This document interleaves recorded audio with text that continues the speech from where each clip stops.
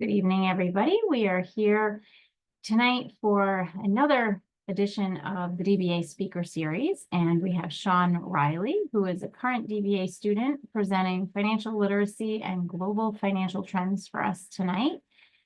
And this recording will be sent out for everyone to view. And I'm going to hand it over to Sean now to get started. Take it away, Sean. Excellent. Thank you, Dr. B. I appreciate it. And welcome everybody. And thanks for taking your time to join tonight. I have to say nothing, warms you up in the winter months than a nice blanket and some financial literacy and financial trends for sure, right? So why not? But I think too, it's a great time for this subject because it's January. It's the new year. It's a new fiscal year. It's a new quarter. It's a new month. So even personally, and a lot of what we'll go through tonight is not just financial from the perspective of organizationally, but also it applies to everything we do in life, whether it's personal or organizational. So I think it's a perfect time to kind of dive into it a little bit. So really what we're talking about, and I've kind of broken this up into two distinct parts here. There's the financial literacy, what is it? And then there's some kind of global trends that are going on in this big industry we call finance.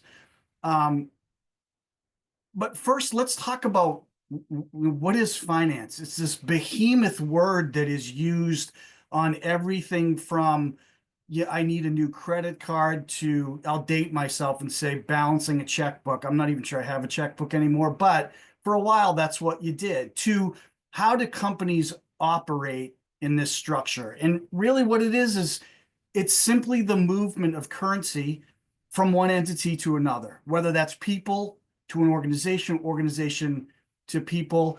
And I say currency and specifically not money, because currency back in the day could have been, I need a chicken and I have a goat. Does anybody need a goat? I will give you my chicken. And therefore we have currency, we have finance. I have a good friend of mine that's a doctor who we argue over who's more arrogant, the medical profession or the finance profession. And one of the things he likes to tell me is that the medical profession is one of the oldest professions in the history of the world, until I tell him, in order for me to get your medical care, I have to pay for it, and therefore finance came before medicine, arguably. So simply put, in all this world of Bitcoin and debt and interest rates and moving capital around, it's simply the movement of currency from one entity to another.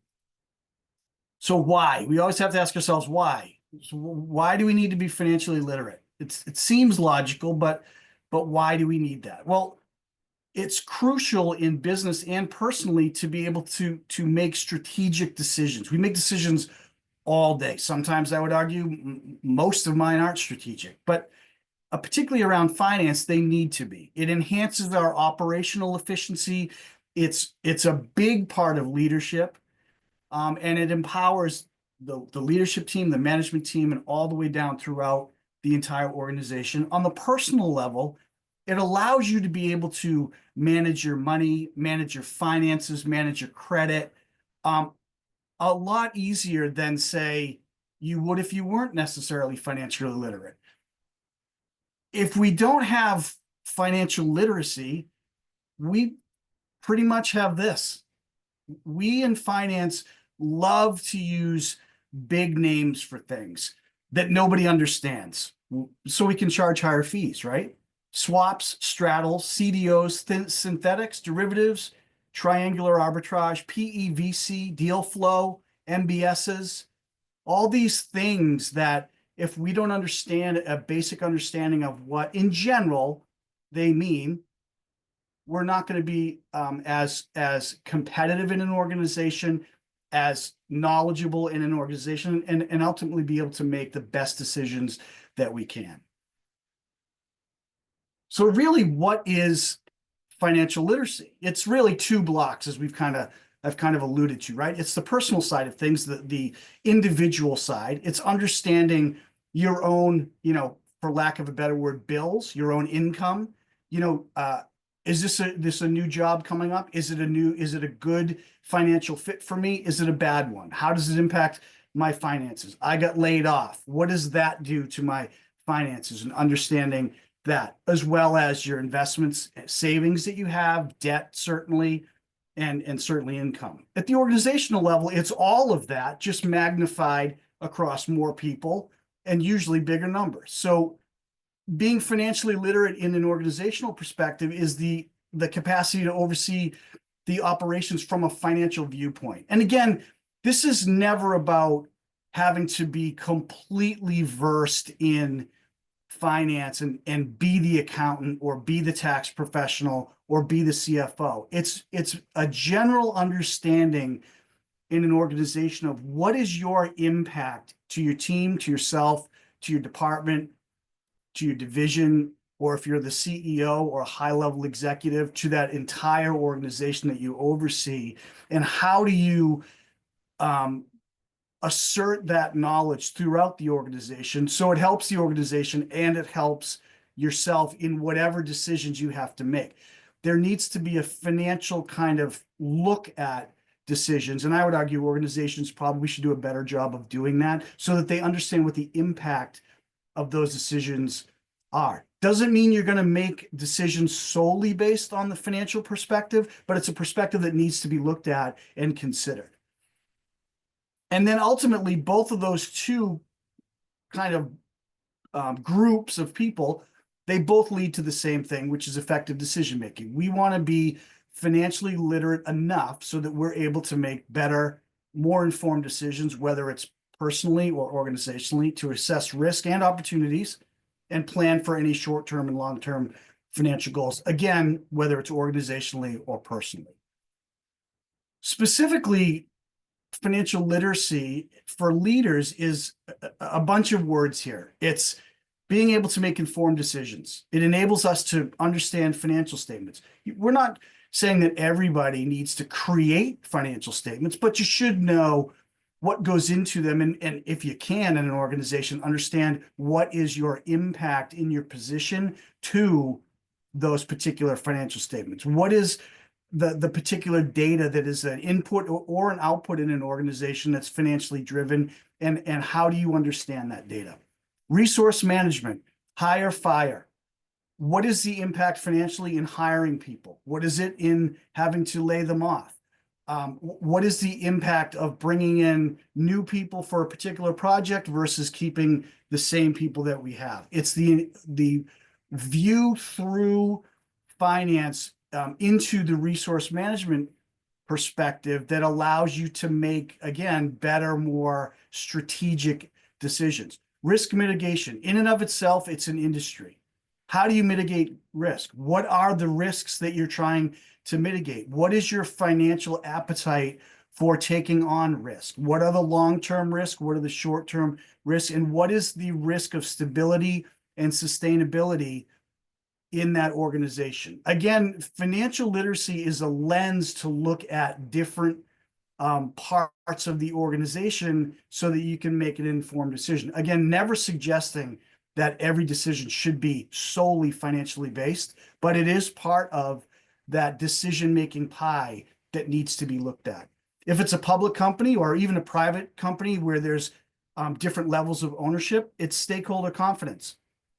A leader demonstrating some sort of financial knowledge is going to have the trust and confidence among the stakeholders that allow him as a leader to do other things across the organization and into the marketplace. For example, raising capital or raising additional capital or paying dividends to shareholders, whatever that might be. And you'll see this a lot through this presentation: strategic planning, the ability to make strategic decisions based on this financial literacy that I'm talking about. It's really empowering. It allows people to, again, look at decisions that they have to make from many lenses, this one in particular being financially based. If we take a look at the financial decision making, there's a bunch of things that kind of go into that. There's understanding the what we call financial landscape. There's competitor landscape, there's all sorts of different types of again, lenses that we need to look at. And one of them is understanding what is the financial sandbox that we're playing in. We need to have a deep understanding of what the market is we participate in. How is it changing? What affects it? What's the regulatory environment? What are some of the economic factors if you're sensitive to outside factors in a global economy? And how does all that impact the financial performance or potentially impact the financial performance of the organization? We want to, like every kind of decision that's made at a leadership level, we want to align the financial decisions specifically with the organizational goals. So the financial world and decisions and all of the strategy in an organization isn't on an island of itself. It has to be directly aligned with what the organizational goals are. This is what we want to do. How are we going to pay for it? This is what the impact is to our finances. How are we going to assess that risk? How are we going to mitigate the risk, et cetera? So we're able to make financial decisions that are better. The more literate we are, the more we're able to make decisions that are more strategic as it relates to finance and ultimately supports the organizational goals that we're trying to establish. Capital allocation. Again, I made the point, how are we going to pay for it? Well, okay, we're going to pay for it, let's say. With what? Are we going to use cash, stock, debt, investments, other equity? How are we going to do that? Financially literate leaders need to understand each one of those and how those different tools, instruments, methodologies impact the organizational performance, both short-term and long-term of the organization, as well as achieving the specific goal that we're trying to pay for. And what is the best way to do that? Is it raising debt? Is going out and borrowing money the best solution for what the goal is, the organizational goal that we're trying to achieve? Along with capital allocation and making financial decisions through a financial lens, again, as I mentioned, there's the idea of risk. If we take on debt, there is a risk to it. If we issue capital or go seek capital, there is a risk to that. If we go borrow money or finance through an open market, an outside provider of that, there is a risk associated with that. And it is important to the leadership to be literate enough to understand what those risks are based on what is the strategy and the financial tools that we're trying to use to solve whatever it is that we're trying to solve. All of this is great. If we can't report on it and don't have metrics and we can't analyze it, how do we know how we're doing? Especially in finance, it's important to understand, here's the goal, here's how we're going to achieve the goal, and how did we do in the achievement of that goal? Was it, and it's not so much always pass, fail, success, failure. It is, was there a better way to do it? Or even, did the market change in the time period that we were doing this where we needed to adjust and we didn't? What is the performance of the financial decisions that we make? And should we be making them the same way? Should we be identifying other alternatives to facilitate our decision-making operationally, etc.? All of these big blocks here can also be applied personally. Understanding financial landscape. We have to know what our income is and what our bills are. Understanding what our financial goals are. Okay, I have 3 kids that are going to college all at the same time. Oh my goodness, what am I going to do? I need to pay for it. Okay, the kids have to go to college. Say, to continue the example, how do I go get capital to do that? Am I borrowing? Am I paying for it out of pocket? Is that coming from my 401k? How am I doing that? And what are the risks associated with that? Okay, I'm going to borrow it. Well, okay, you're taking on debt. There's risks associated with that. What happens if I lose my job and I can't pay that debt? And I need to know the analysis of that. Okay, this is what I'm deciding to do. This is what I'm going to use, and understanding in a time duration kind of approach, how that is going to affect me going forward based on whatever the goal is. So every one of these very much applies, again, to organizationally as well as personally. When we talk about strategic planning, mostly in the realm of finance, and we've talked a lot about risks, but certainly as I just mentioned, when we're talking about metrics and data to show kind of how we're doing our report card, we're always going to the financial statements.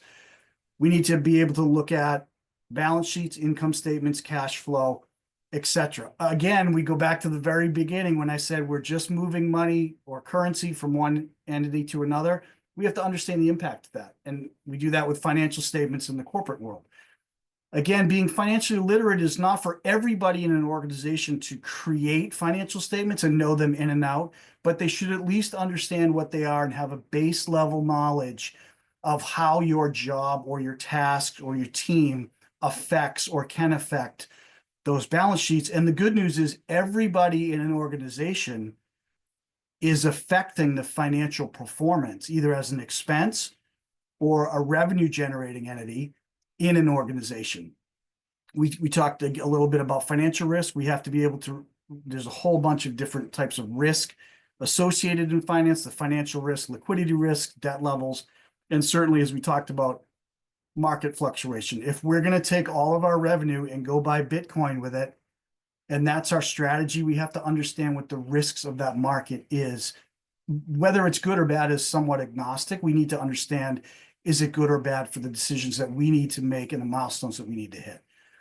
All of this needs to bubble up to and support the financial goals of the company so that when we achieve the financial goals, those organizational goals can be met as well. So we need to do a good job of being literate enough to understand what is the impact of the goals that we're trying to make and how do we operate within the financial realm in an organization to better support the operational goals at large. And again, we've talked a little bit about capital. How are we going to pay for it? Where are we going to get the currency from? Are we going to borrow? Is it even through new acquisitions or mergers or non-cash kind of transactions? How are we going to better optimize, not new capital to pay for XYZ, but old capital that we have, are we using it most effectively? Is it risk averse? Is it doing what it needs to do to make our organization more efficient and more profitable ultimately? Then we get into this kind of new field, which is quite interesting to me, behavioral finance. I remember I was on a trading desk and I had my manager at the time said that money and trading and investments is not emotional. That's the biggest myth out there. If someone tells you that money management and investing and fiscal awareness and financial literacy isn't emotional, it's a myth. It absolutely is, because we're humans. So we have to understand what is our behavior and what are our emotions behind some of the financial decisions that we have to make. That's financial literacy as well. If we're, bought Bitcoin at $75,000 a coin and we feel awesome about it because it's 100,000, that's great. If we bought it at 75,000 and it's 25,000, we should probably evaluate the emotions that went into that kind of decisions, because in that particular case, not so good.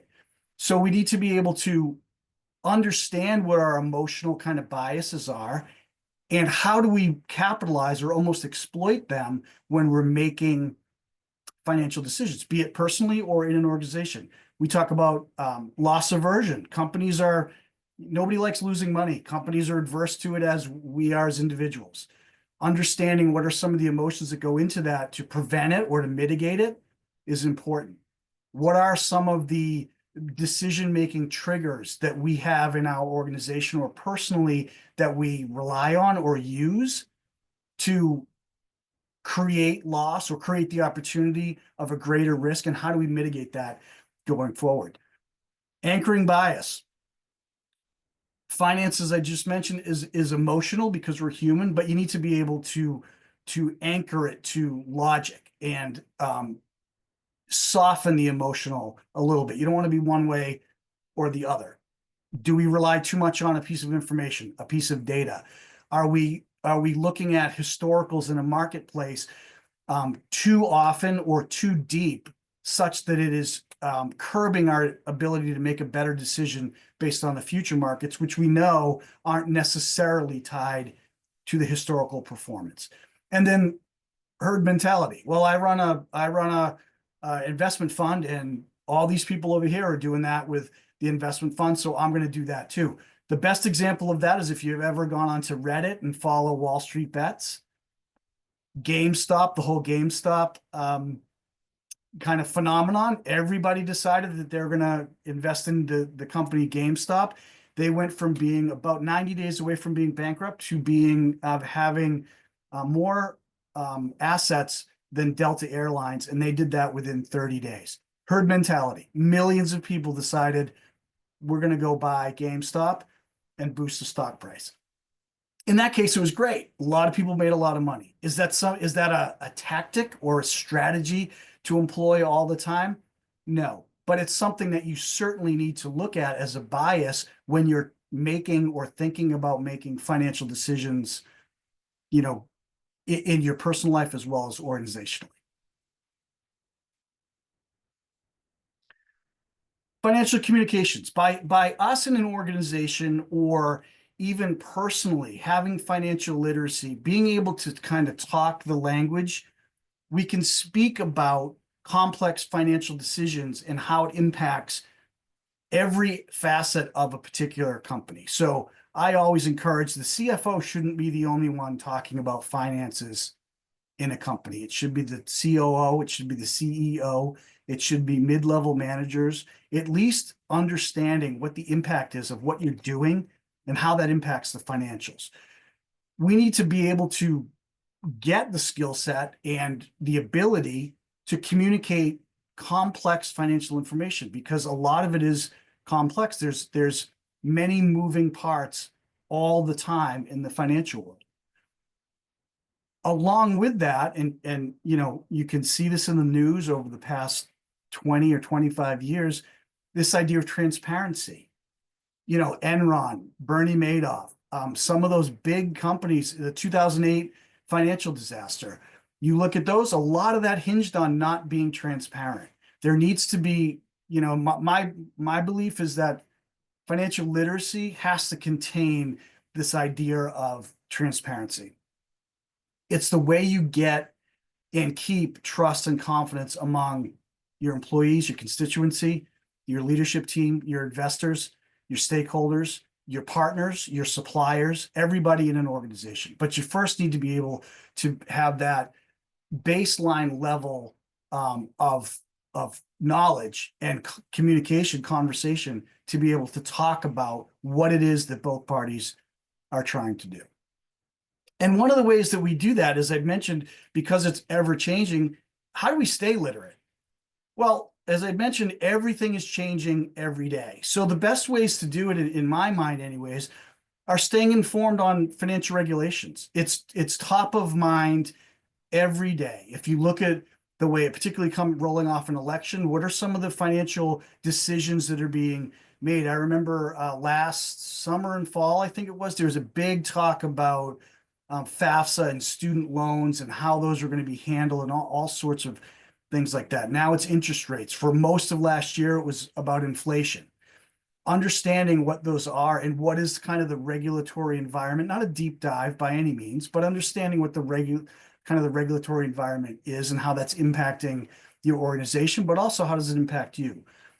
Understanding some of the emerging financial trends. AI is not something that just applies to, you know, manufacturing or other parts of an organization aside from finance. A lot of trading algorithms in the securities market are using AI to supplement and complement the algorithms that have been created solely by humans, and giving us much faster, almost more accurate what if scenarios, so that we can react to changing in a market in a moment's notice. Looking at your company and even yourself, what are some of the best practices out there in financial management? What is a baseline debt structure for a company of my size? What is a good level of debt to have as an individual with this income, with this amount of expenses, etc.? Understanding what are some of the best practices, and then taking that one step further and using it to enhance your decision-making capabilities, again, personally or organizationally. One of my kind of favorites that Warren Buffett talks about is that really financial literacy is the bedrock of executive leadership. It allows us to speak the language, to understand and navigate the increasingly complex world of finance with confidence and some part of strategic vision. And the only thing that I would add to that is you need to stay current. Financial literacy is not Latin. It's not a language that's never going to change. It changes every day. We talk about crypto now, and we'll talk about this a little bit in the trends part, as if it's been around for years. 20 years ago, crypto didn't even exist. 100 years ago, actually, I think the oldest mutual fund now is over 100 years ago, but 125 years ago, there was no such thing as mutual funds. It's part of our daily lives now. So it's important that financial literacy is not a point in time. It's an ever evolving language, understanding knowledge base that changes and it gets enhanced and becomes more and more as we kind of become more advanced as a species and come up with more technological advancements and AI and everything. It helps us and behooves us really to be kind of on the pulse of that as it matures and goes to different places that frankly we've never heard of or thought of 10 or 20 years ago. This is kind of the financial literacy piece of it. And what I want to do is just take a quick stop and see if anybody has any questions before I kind of dive into the trends part of it. If anybody wants to, I'm interrupt driven myself. So if, certainly blurt out or raise your hand or scream if you want, if you have a question as I go through it. But I just want to take a second and kind of pause and see if anybody has any specific questions pertaining to the financial literacy component. I do, Sean. How do you recommend that we become financially literate? Is there like different podcasts you can recommend or anything like that? That's a great question. I think one of the things that finance professionals love to do is talk about ourselves and how great and smart we are. So there are a variety of authors and podcasts. If you go onto any of the podcast platforms, search for Introductory to Finance or Introductory to Business, and you'll get a whole group of really good kind of background and some very kind of cutting edge authors of podcasts that are talking about all the stuff that I brought up all the time. So, books are good too, certainly. And there's a couple of really good books out there. And what I'll do is I'll put together a list for everybody and maybe Dr. B, I'll get everybody's email. I'll send it out, but there's a lot of good resources out there to get a taste of, I recommend anybody pick up Understanding Basic Financial Statements. It's not going to, you're not going to be up all night reading it. I can guarantee you. But if you do it in short bursts, it gives you a good rounded kind of perspective of financial statements and what they mean and what the impact is. Awesome. Thank you. Yeah, you're welcome. Anybody else? We'll dive into trends. So just like being financially literate and the language changing all the time, trends seem to be things that, if at least coming from me, I haven't thought of having an impact in the financial world to the extent that they have been. And it's been monumental in some of the changes that are being done in the financial world. We have, as I'd mentioned, crypto, financial currencies, the whole financial currency market. With that sits next to it a regulatory environment. And then fintech or financial technology has been a game changer in the way financial institutions operate, make decisions, do different things from trading to money management to all sorts of asset allocations and modeling and whatnot. So the industry is growing that's based on a lot of the same types of principles, but the baseline is huge. We have emerging markets. We talk about ESG, right? We have environmental, social, and governance funds. Now, that has a little bit of a misnomer because there are about 20, 25 years ago, there's this thing called SRI, which is socially responsible investing, which ESG is kind of a younger brother to that. But still, we're now seeing what I'll call specialized investments, specialized funds, that really the purpose, aside from return, is to be almost more empathetic to the environment or to social concerns or whatnot. This was unheard of 30, 40 years ago. We have regulations. Regulations always are playing catch up to the innovations in the market. We have what's called Base 3 that just came out, which is how it started as a result of the 2008 crisis, but how do we measure the soundness of our financial institutions? How do we tell how healthy a bank is? And the United States calls that Base 3. We have GDPR, which is the General Data Protection Regulation, which is kind of the HIPAA of the financial world. So it's protecting user data and financial data kind of at that next level from where it has been. We're talking about robot algorithms, AI-driven algorithms and platforms, and almost human touchless types of trading and investing that goes on. And the human is becoming almost the exception-based trader, if you will. So they're looking for exceptions to those algorithms versus being the one that's actually hitting the enter button and being a more active in that trade. They're actually sitting back and looking for anomalies or exceptions, etc. So it's been quite interesting over the past 10 years or so. So we're talking about crypto here, digital financial currencies, the continued rise of crypto in 2000 and I think the first one came out in 2009-ish was when it started. And this has, by 2022, it was about $2 trillion in market capitalization. So the size of it, it's now becoming mainstream, where we have the blockchain, which is becoming a mainstream exchange or transaction repository. And then, as I'd mentioned, along with that comes compliance and regulation. The more mainstream crypto gets, the more regulated it's going to become. People ask me all the time, is crypto a good investment? And the best consulting answer I can give you is it depends. If I view crypto is a place that is an alternative, but it's highly volatile, it's highly speculative. It pretty much depends on the mood of some of the folks that own a lot of it. And there's no regulation.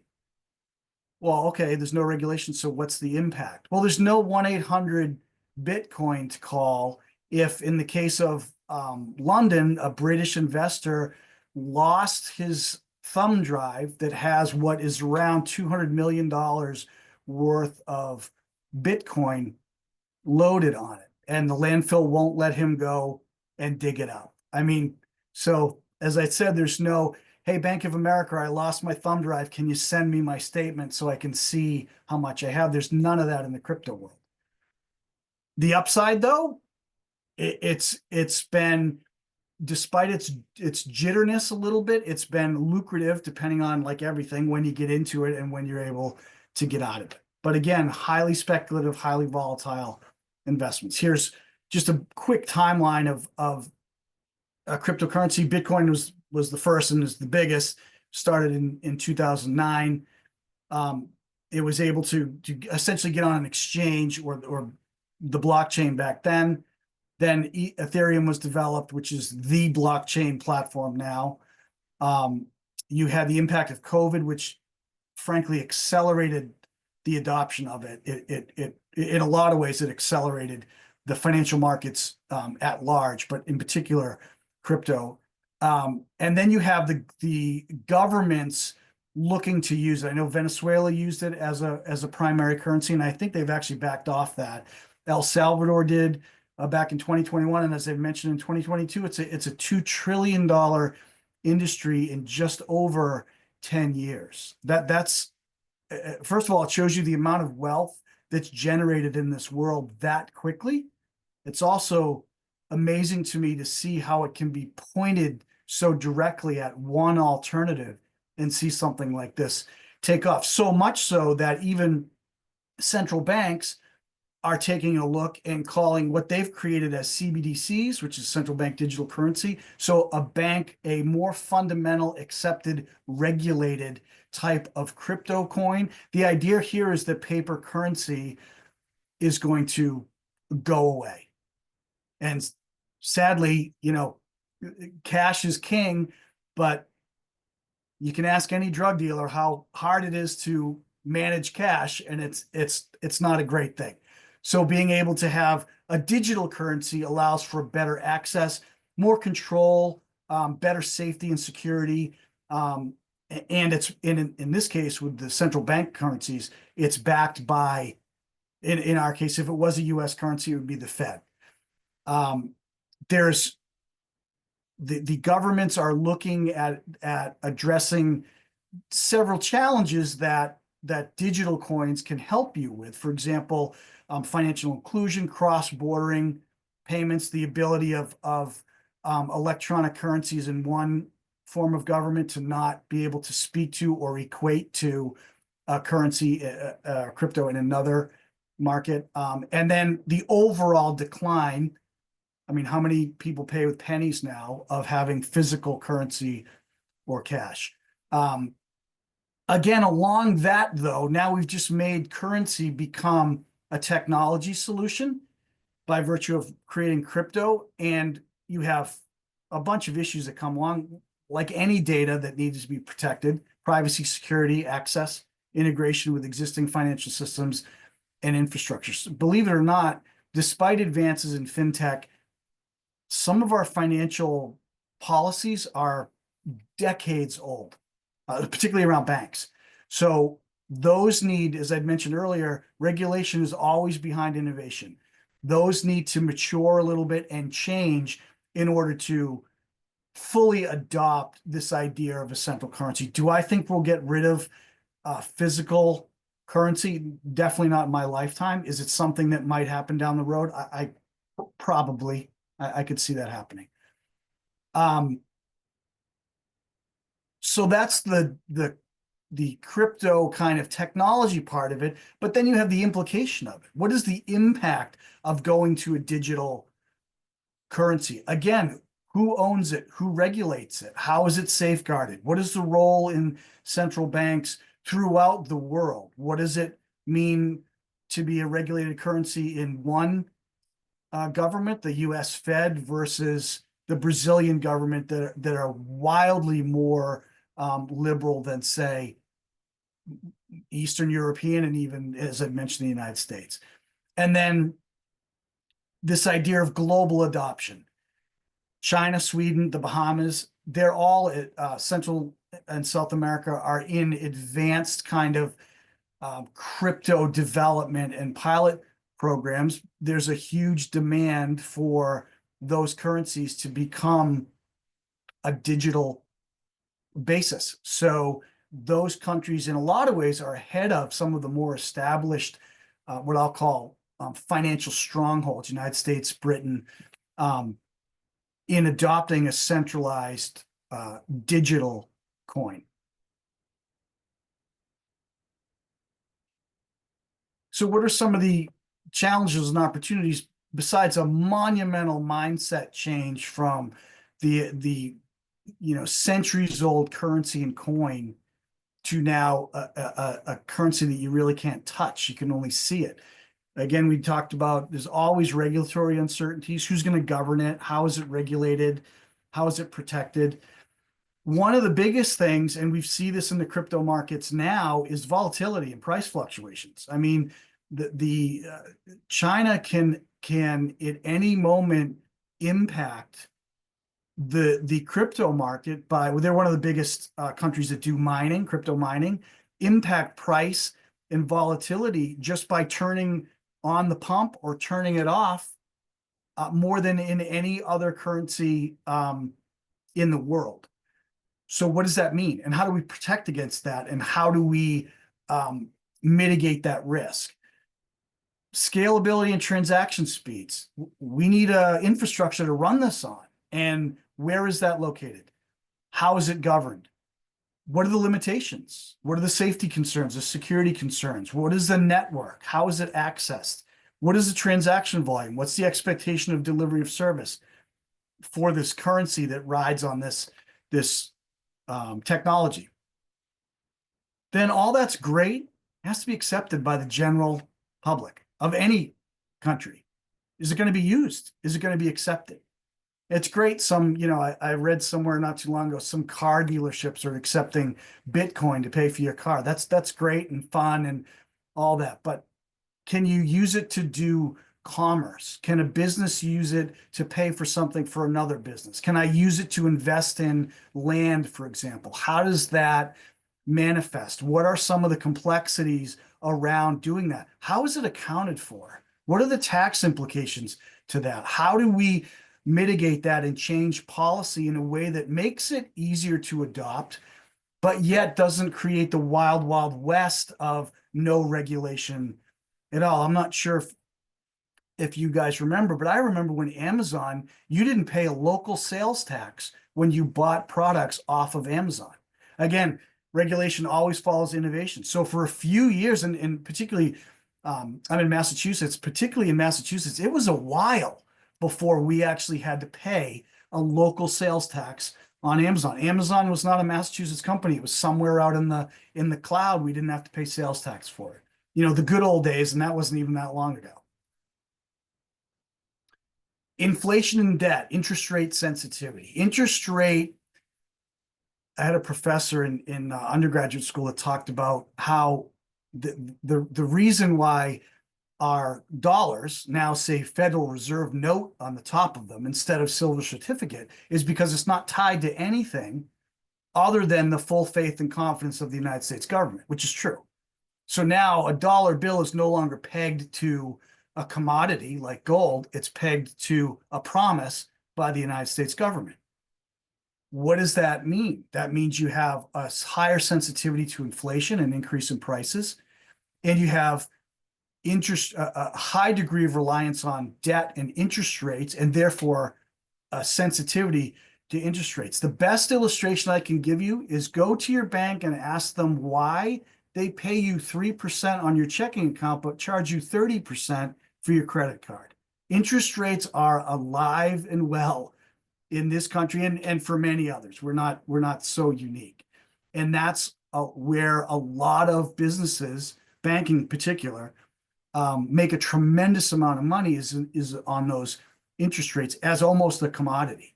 It affects how we manage and seek and get debt. How much, even at a personal level, how much can we afford by just a change in that interest rate, a point and a half, or even half of a point? What does that do to us? $500,000 mortgage at 6% is a lot different than a $500,000 mortgage at 3%. And what does that mean? And what does that do to wages in our country as well? And how does those two things offset? Inflation will continue to affect interest rates and make borrowing and debt strategies in general more expensive. But I would also say something that needs to be looked at deeper as a business, someone that's financially literate for an organization, as well as your own personal risk and goals and all that. So interest rates and inflation are a very big component and seem to be always a trend, particularly in the United States, as it affects our economy. Just some strategies for kind of navigating and understanding inflation. Again, inflation is just an increase in prices is the easiest way to think about. Something that cost X today is now costing Y, and that's an inflation. That price is now inflated based on a variety of other things, interest rates being one of them. Budgeting and expense management, you want to always have a diversification of any types of investments that you have. You want to spread as much around as you can to be as much diversified and risk averse as you can. Increase your savings. This is more personal, obviously. For the organizationally, negotiating better contracts and prices, do better price lock-ins for longer terms if you can. Typically, we'll see that prices generally only go up So you want to be keeping that in mind when if you're in a position where you're negotiating contracts and pricing, particularly around commodities or just business services, et cetera. And then income diversification, having multiple streams of income. Everybody calls it a side hustle, but personally having multiple streams or the ability to generate incomes more so for an organization in different ways, in different types, and in different durations and speed to offset some of the sensitivity to inflation and interest rates, et cetera. Then we talk about fintech, which is, I mentioned earlier going to Wall Street Bets on Reddit and looking at some of the strategies that I'll call them investors with a small I use. We have digital payments. I mean, my phone at my parents' house growing up was in the kitchen, and you had to go to the phone to use it. Now we carry a business in our pocket. We can move money, we can buy crypto, we can transfer funds, we can pay for things without reaching in our pocket. It's already in our hands. So did this whole idea of digital payments, what are some of the things that we're going to see down the road that comes out of this amazing tool of a phone or a mobile device? I don't even think you call it a phone anymore. It's interesting. I use my phone on my phone less than anything else that I use on my phone. And that's why it was created in the first place.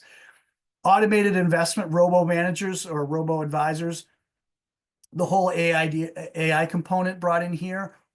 How are we maximizing and exploiting the technology and AI to allow us to make better, faster, and more input encompassing decisions, whether you're a financial advisor or a portfolio manager or a trader executing trades on a major market? What are some of the tools that are coming out of that fintech world that we can use to exploit some of the opportunities that we haven't been able to tap into because of speed, capacity, technology, security, et cetera?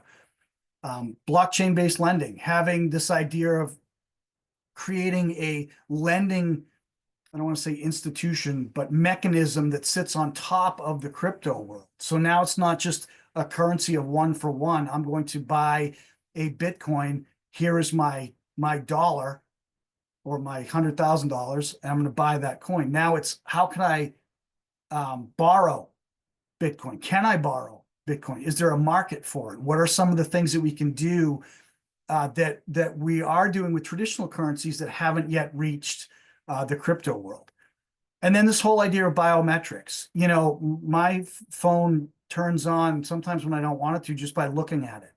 And what is the impact of that in the financial world? How do we now connect the human attributes that we have to technology to allow us to do things? Can we trade with biometrics? Can I, instead of having a keyboard, have my thumbprints and be able to execute trades based on biometrics, my voice, my eye color, or whatever we have? And what are some of those advances that we should be seeing in the next 5 to 10 years or so? And again, it goes back to adoption. Are we ready as a society and as a species to adopt some of these very fast moving enhancements? Then you always have the overlay of geopolitics on finance. What are the regulations? What are the laws? What are the policies? What are the changing governments that are affecting our nation and all the other countries? And what are some of the impacts to that? Right now, particularly in the United States after the election, we hear a lot about tariffs and international tariffs. What does that mean to a product? What does it mean to a consumer? What does it mean to your organization? What does it mean to you as a person? Making different investment decisions based on what's going on in some of the parts of the world. Our economy is global. What happens to the Spanish peseta affects the United States dollar. What happens to the Greek drachma affects the United States dollar. What happens to the euro affects the United States dollar. So everything is an input and everything is an output in the financial world. How does that impact? How does geopolitical tensions or policies affect the price of commodities, oil, gold, precious metals, and how do we as financially literate leaders understand that and better understand the impact of that on our organization. Then some kind of the one-offs. We talked a little bit about ESG and SRI investing, but specific cause-related investments. And this is kind of a nurturing industry. It's been around for a while, but it's really getting some attention with the focus on global warming and some of the other environmental things that are going on. We have the ability now to invest in things that are specific, that are cause related, that are specific to a cause. And how do we go about doing that? What's important? Are we able to create different investment vehicles like bonds and stocks and all that are related to cause specific investments or concerns or initiatives, etc.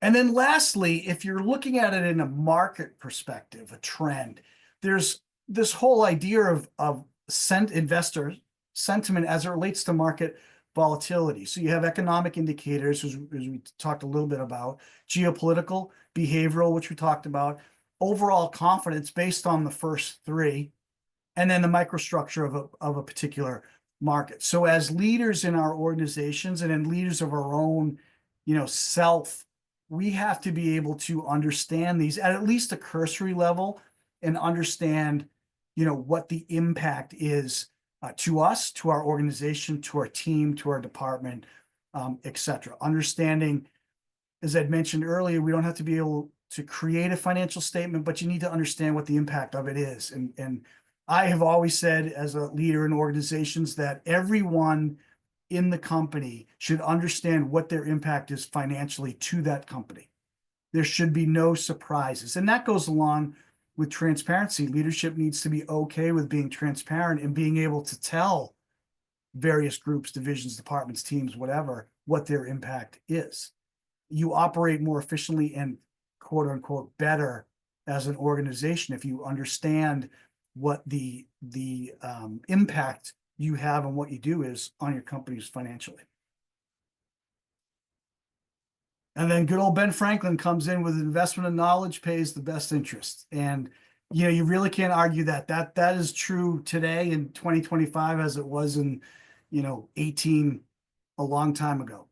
So I think it's important, and I think in closing, it's important that we understand what our role is in the financial markets. Whether you're a financial professional or not is irrelevant, but understanding basics at a conceptual level to be able to do your job better, to be able to operate at a more efficient level, to be able to have your people do the same, and for you as an individual to do all those things as well. So if anyone has any questions, we certainly welcome questions, comments, and concerns. I checked, and the Johnson Wales complaint line closed precisely at 4 o'clock, so we won't be able to take any complaints. But anything else, I'm more than open to. And if not, I appreciate your time and certainly your interest. Hey, Sean, it's Steve Pilot. I have a question in looking at industry finance versus personal finance. How does one in management positions in operations help financial people who are only seeing oftentimes just numbers and dollars and cents? How do we get them to emotionally or understand or commit to the different things that we're trying to get done? Because so often things are shut down before they even heard simply because of a number on a piece of paper. That's a great question. And as I do a lot of consulting work with organizations, it seems like whether on purpose, which I think it is, or not, we tend to put finance on an island and leave them there. And when something is bought and paid for or decided, we get them involved. And I always say, if you want to know the impact of what you're doing, and more importantly, or equally as important is what they're doing, get them in the room. Every person should, in an organization, on a team, should know what the cost is of what they're doing. I had a staffing company for about a decade. And one of the things I used to do before we had a leadership meeting was I'd walk in the room and on the whiteboard, I'd write 756.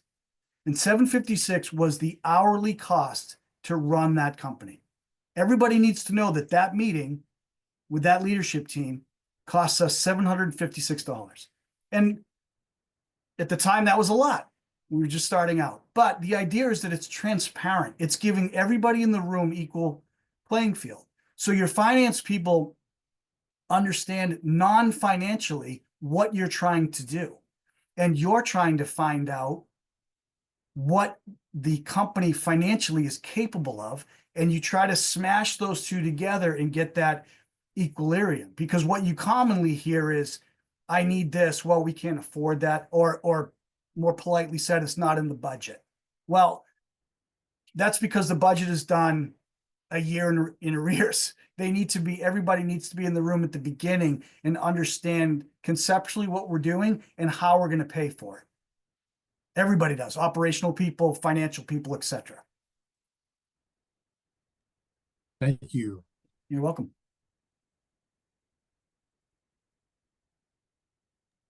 As an operational person, what are the key numbers that we should know and ask?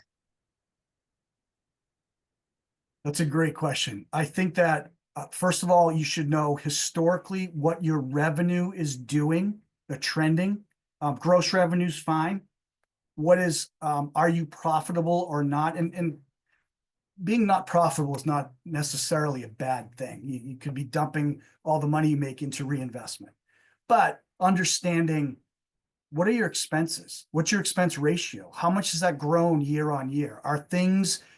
Are you spending more money on doing the same things, or are you spending more money on increasing your revenue? You should sit down with your CFO or controller and understand what is the cost of, in this case, goods sold or cost of services sold. How much revenue is an hour of your service, if that's how you aggregate it, or whatever it is that you are selling? What is the cost that goes into that? Is it 50%? Is it 80%? What's the margin? And what that does, Brittany, is allow you in your group to think almost more efficiently. Well, you know what? I think we can do this better. I think we can do this a different way. And you'll watch and you'll see if it's done collectively that those numbers will start to come down. But you have to know what those numbers are relative to where have they been to better understand what your impact can be. I have always said that operational people should be meeting with financial people at least weekly. So that kind of goes back to my earlier question, is how do we get this information? So one thing that you mentioned is that we should know what the standard is in our industry. So how would we know that? Like, I know larger companies, we'd be able to easily find that information, but what about smaller companies? Smaller companies, the best thing to do, and this is like a little secret, but every leader in an organization, particularly the smaller ones, know who their competitors are and pretty much have an idea of how well they're doing because they're in that market every day. So the best place to start is with your own leadership team and find out who a lot of operational people don't even know who they're competing with in a market. Who are the competitors? What are some of the market benchmarks? Your CFO should have that information. If not, definitely your leadership team should. They should know where their expenses sit relative to companies that are like their size. And we do it on purpose. We hide it so we feel more valuable about ourselves. So it's not on some database somewhere, private companies, but you can get to it. Certainly your leadership team can get it for you if they don't already know it. Thank you. You're welcome. And Dr. B, I just want to say, even though we went over time, that's not my fault. It's definitely Brittany's. She asked the last question, so I get points for being on time. Perfect. All good. Sean, what we will do is, and I'll say this on the recording, any resources that you want to send out, if you'll just send those to me, and then when I send out the video and the recap, I will include that in the email to everybody. Excellent. Excellent. And in closing, I always say, I'm available. I put my email address down there. If you guys have a question or think of something that I didn't talk about or want to talk about, I'm always available. So my network is your network. So if I don't know the answer, I'll either make it up or I'll go get it for you. But feel free to reach out if you have any questions or whatnot. Thank you, Sean, for a great presentation. Thank you, everybody, for joining us tonight. And I'm going to stop the recording now.